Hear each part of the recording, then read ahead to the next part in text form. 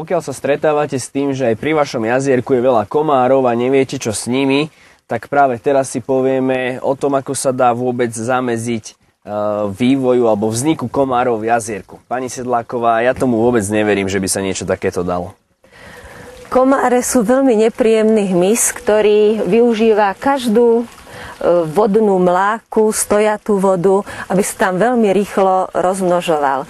Komár prechádza niekoľkými štádiami vývoja a keď zasiahneme v týchto štádiách a zabránime mu, aby dokončil vývoj, v podstate sa vieme zbaviť komára ešte skôr ako vyletí.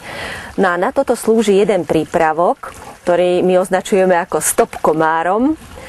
Tento prípravok je v forme šumivých tabliet a keď ich hodíme do vody, či už do jazierka, do nejakého rybníka, do nádoby s dažďovou vodou, prípadne aj len do nejakej väčšej nádoby s kvetmi, kde všade sa môžu komáre liahnuť, tak táto tableta zabezpečí to, že komár neukončí vývoj a nevyletí. Jednoducho komárov niet.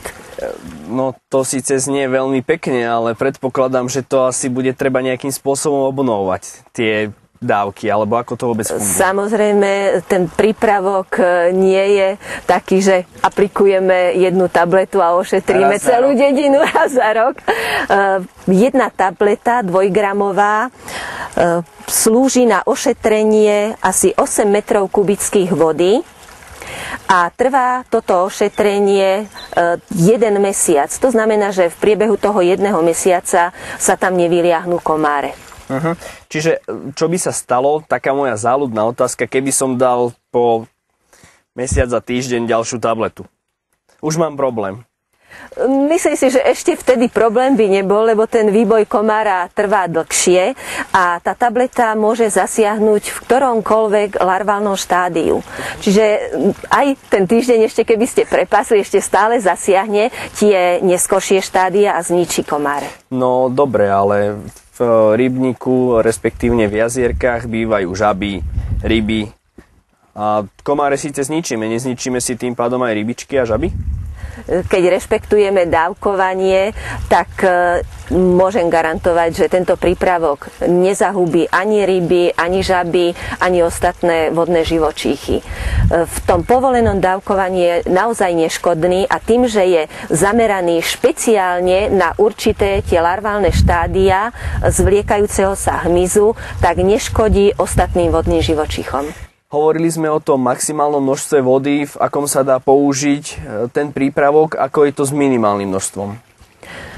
Tableta je urobená tak, že minimálne množstvo, do ktorej by mala ísť táto 1-2-gramová tableta, je 40 litrov silne znečistenej vody. To znamená, že pri tomto množstve vody 40 litrov ešte stále nehrozí nejaká škodlivosť tablety. Spomínate takisto aj znečistené vody. Dá sa tento prípravok použiť pri, ja neviem, kanáloch alebo nejakých septikoch? Alebo prípadne domových čistiarniach odpadových vôd? Je to určené priamo pre takéto typy stojatých vôd, do kanálov, septikov, čističiek. Jednoducho, kde sa nachádza znečistená, dlhšie stojaca voda, tam všade je táto tableta vhodná. Pani Sedláková, povedali ste mi, ako sa zbaviť komárov. To je, dá sa povedať, na leto rada na nezaplatenie.